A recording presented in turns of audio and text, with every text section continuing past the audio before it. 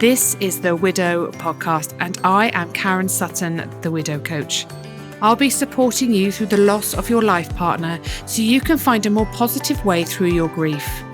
I want to give you hope after loss and to know that when you are ready, you can create a meaningful life for yourself with the help of me, Karen Sutton, and the Widow Podcast. Hello and welcome. It's so nice to have you here again. In this episode of the Widow Podcast, I wanted to talk to you a little bit about what my grief looks like now. 6 years on, Simon died in September 2016. I'm recording this podcast in early January 2023, so I am well into my 7th year without him as a widow. It's been the most horrendous journey. It has also been a journey that I have gained the most from in life.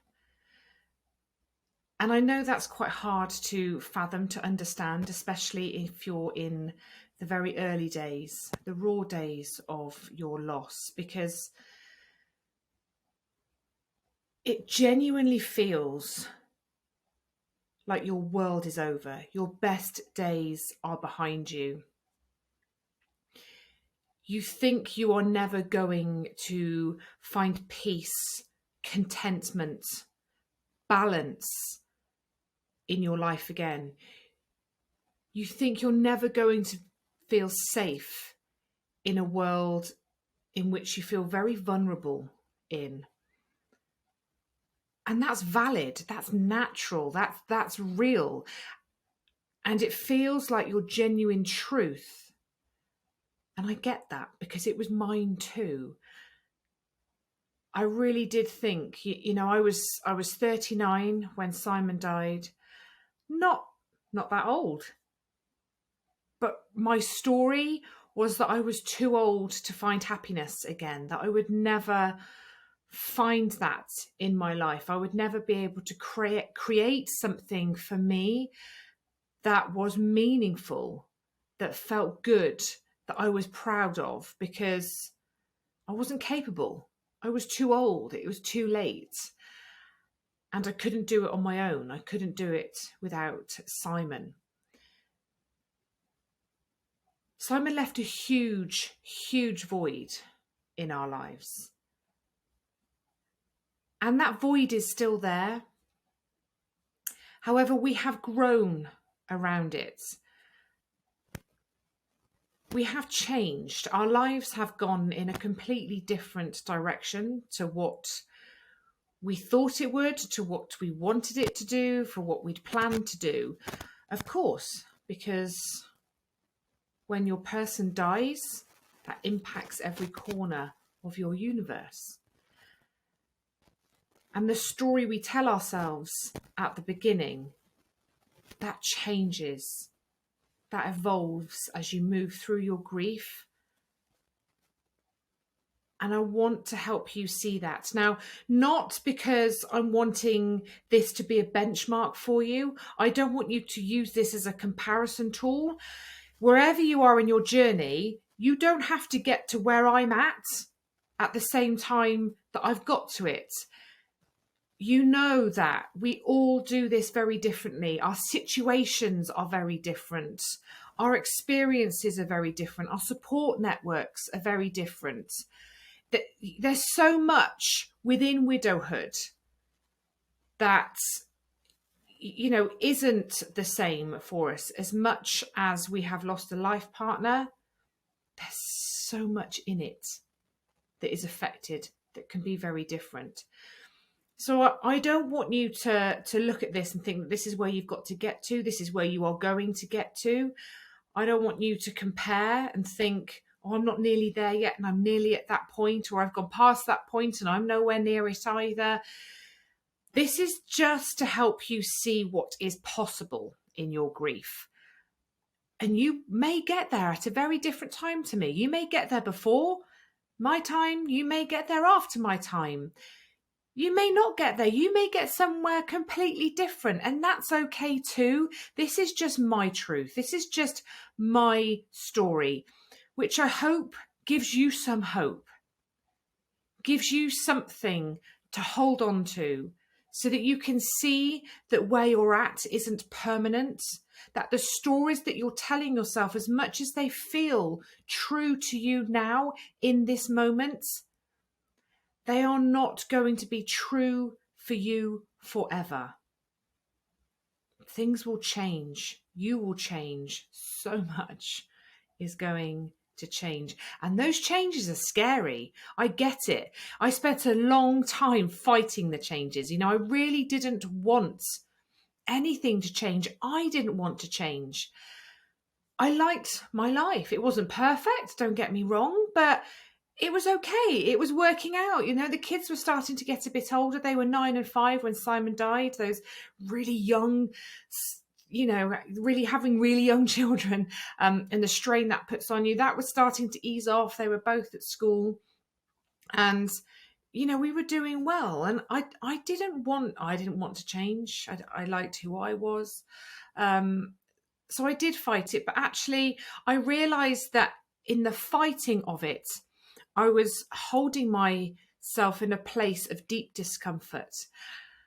And actually, by allowing myself to accommodate those changes, to allow them to happen, to let them in, to make them work for me, was far more empowering. Fighting them, I was giving all my power away. I was letting grief control me. And actually, I was able to take back that power for myself, put myself back into the driving seat of my life by accepting my reality, accepting the changes, and allowing things to evolve naturally like they needed to. In those early days, the grief is it's overpowering. It takes a hold on you. It is definitely in the driving seat. It's guiding you. You don't know it. You don't understand it. It's scary. You think it's going to be like that forever. Your person is on your mind with everything that you do. Every TV program you watch, every song you hear on the radio, everywhere you visit, you know, maybe you remember visiting there with them, or you're thinking how much they'd love to visit there with you and they can't because they're no longer here. All the events you go to, all the people that you see, the travels that you go on, the film that you might watch, the meal that you're cooking, the friend that you're talking to, it's just in everything, isn't it? You're just constantly thinking about your person, what they would be doing if they were here. And you can't get away from it. You know, I remember sitting and talking to friends, and they're talking to me about their life and something that's going on for them in that moment. And I can barely absorb what they're telling me, because all I've got going on in my mind is I'm thinking about Simon and what would he be saying? What would he be doing? And what's it going to be like when I go home later and he's not there? There's so much. There's so much. Over the years, that has settled down. Now, I talk about Simon every day. He's very much a part of our lives. He's always at the forefront of my mind, but he's not in every single one of my thoughts. He doesn't crop up in every single thing that I do.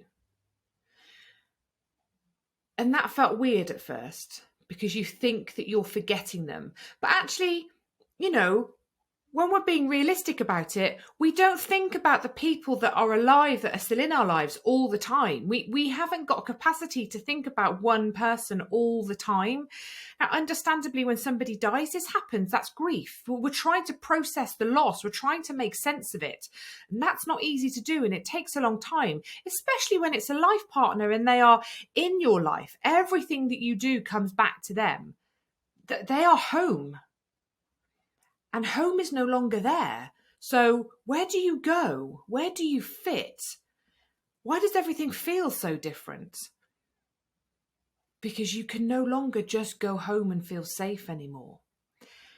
Over time, you create your safety. You create your home within yourself, whether you are on your own, whether you have children, whether you have grown-up children. You find a way of building a life for yourself that feels aligned with who you are, that feels genuinely good again, that does bring you comfort and peace and joy. So the thoughts aren't there as much. They're never far away, you know. But it's a big transition, because we attach that with guilt, thinking that if we're not thinking about them all the time, then what does that mean? It just means you are moving through your grief naturally. That's what happens. And, you know, I still have sad days too. I really do, you know.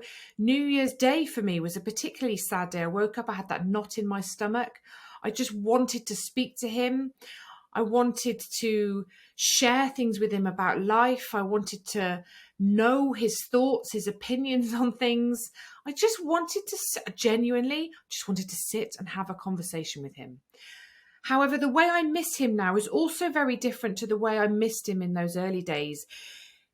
It's raw, it's painful. You are pining for them. It's visceral. You know, it's like you need them and you can't have them. And that stays for a very long time, because, as I've touched on, trying to make sense of the fact that our person has gone takes a very long time for us to understand and truly accept that that is our reality. Death is something so final. It really does take a long time to adjust to that truth. And we miss them with every ounce of our being. That's softened over the years.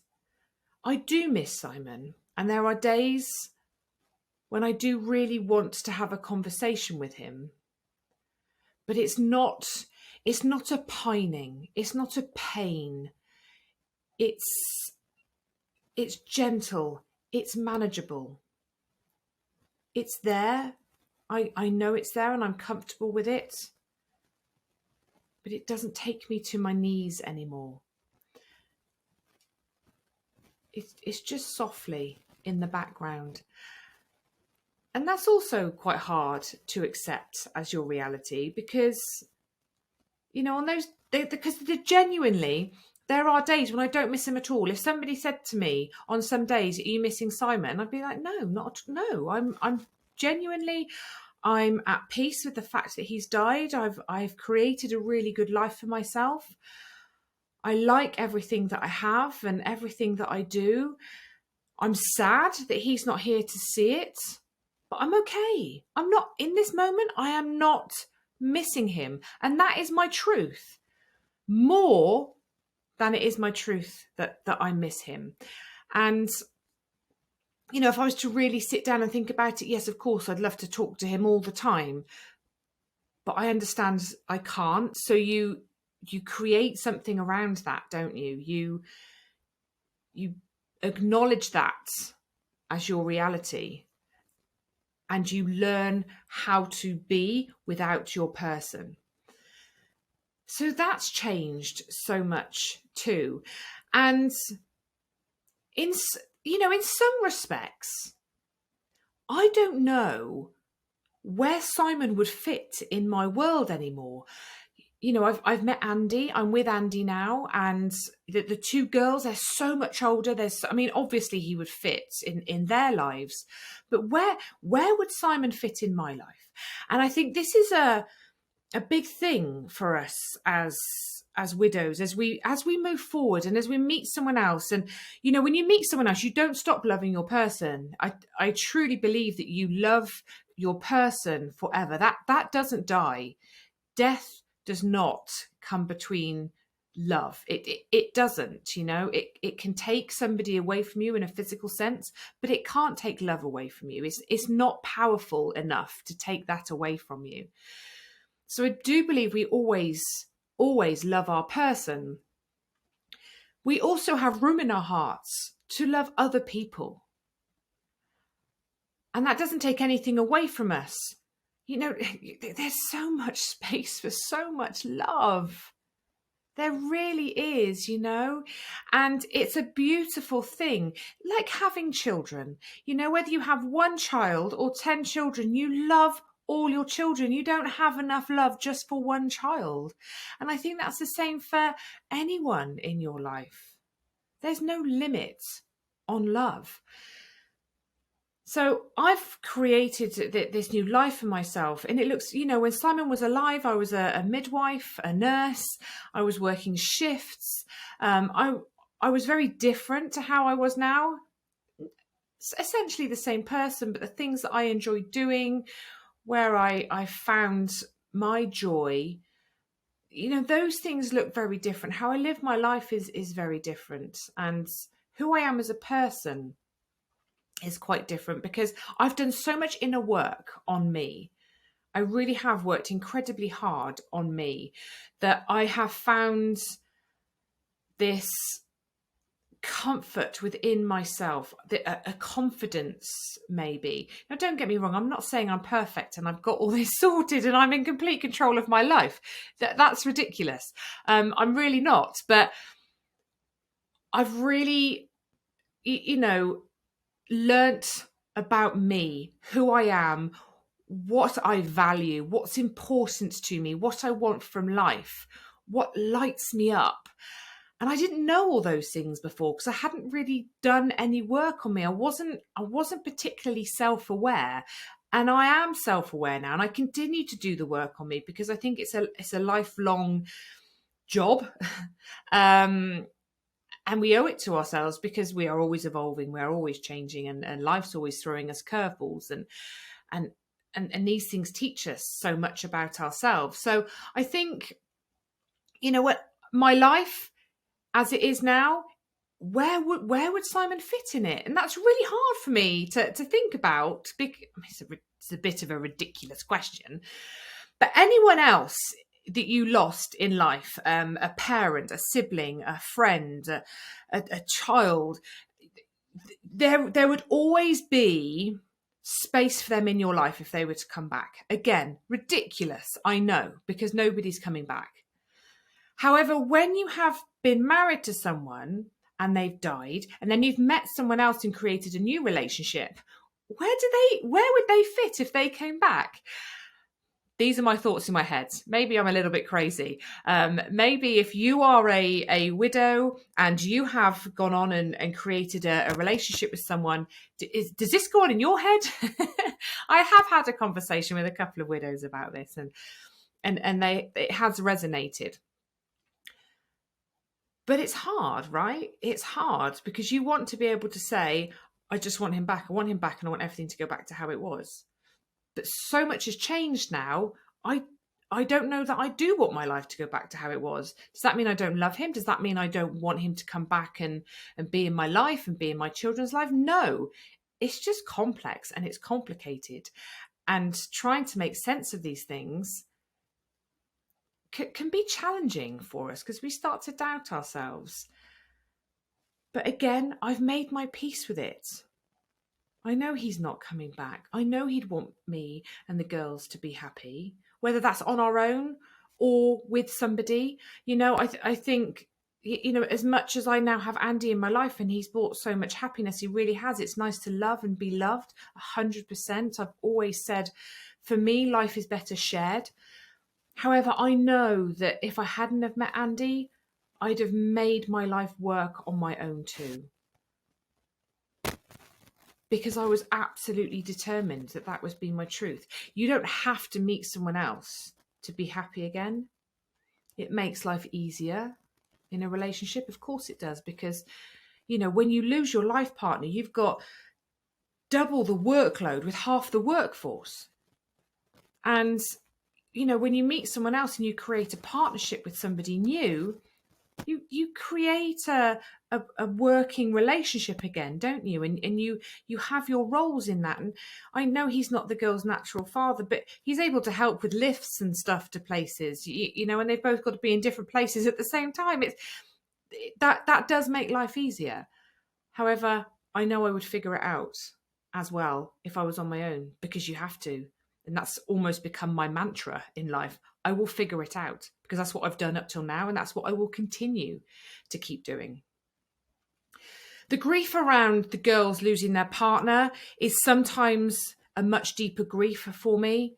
Did I say girls losing their partner? What I meant to say was the grief around the girls losing their father is often the thing that gets me the most in my grief, because that truly breaks my heart. The fact that they lost their dad at such a young age is just awful. It's just so awful. It's so sad, and they should never have had to have experienced that as young children, and the impact it's having on them as they grow. It's rubbish. It's rubbish, and I want to fix it and I want to make it better, and I can't. It's not within my power. I do what I can do. I do what I can control. I support them. I love them.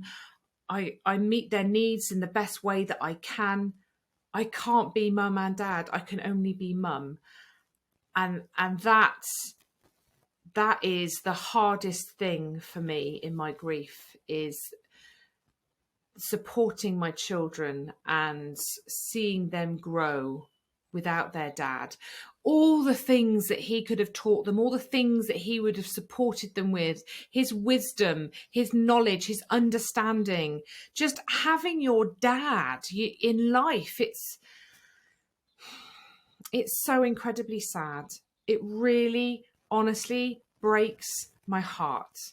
And it will continue to, because my eldest is doing her GCSEs this year, so we're trying to navigate next steps for her. And then after that, it's going to be university, and then she wants to travel, and then she'll probably meet someone. She might get married. She might have children. She might buy a house, and, you know, maybe she'll have grandchildren. And I hope I'm here to see all this.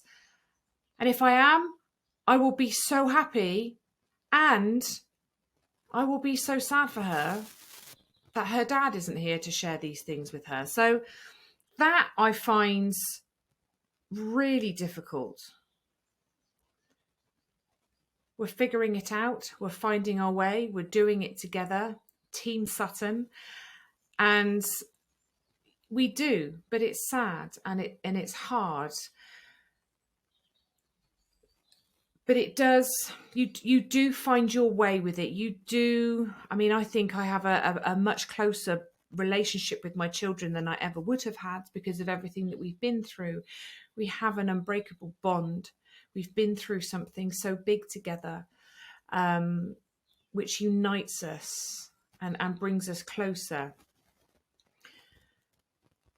But it's different, and it's not how it should be. And, you know, the world has changed so much, hasn't it? You know, when I look back to when Simon was alive, we were just at the beginning of Brexit. There had been no COVID. There had, you know, the war in Ukraine going on, all the different presidents and, you know, people running countries. All of those things have gone a little bit crazy. The world has gone a little bit crazy.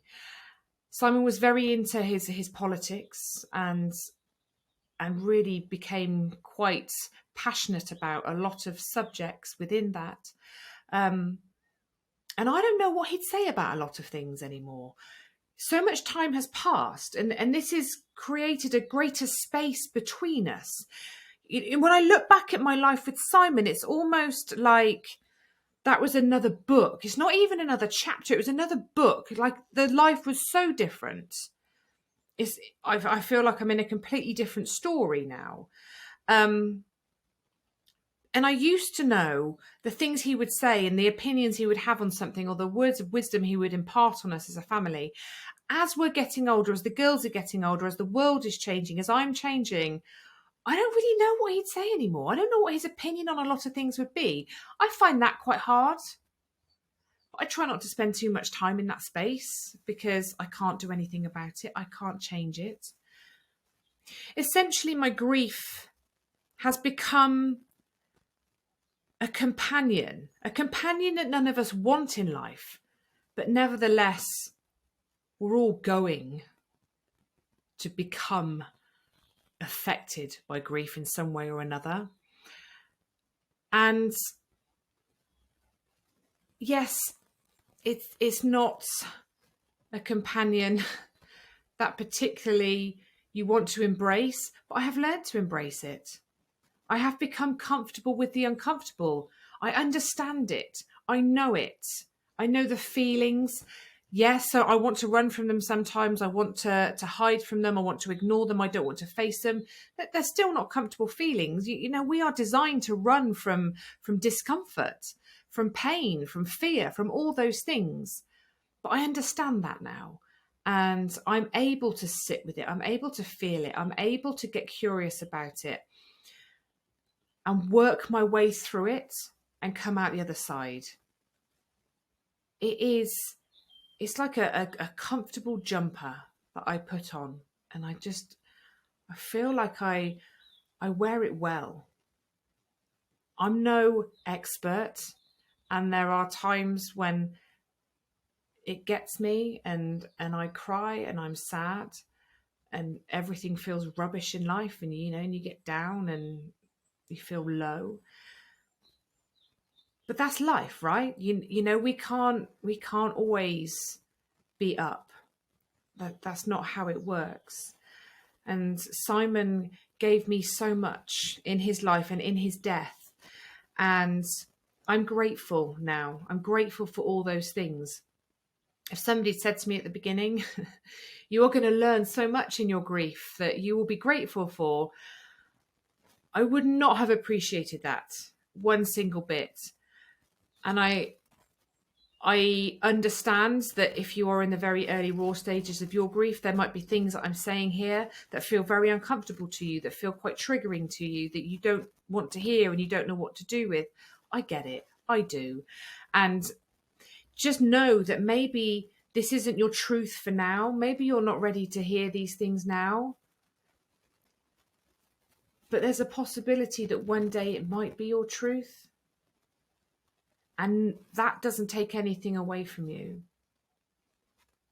Your person is in you. You are who you are because of them. They've shaped you.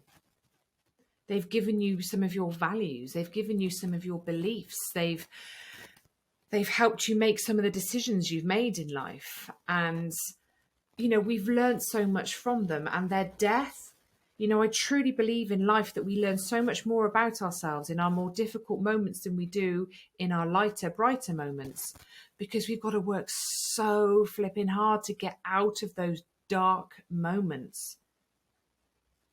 Sometimes we really are clawing our way back up out of that deep, dark hole. And it feels like we're not going to make it.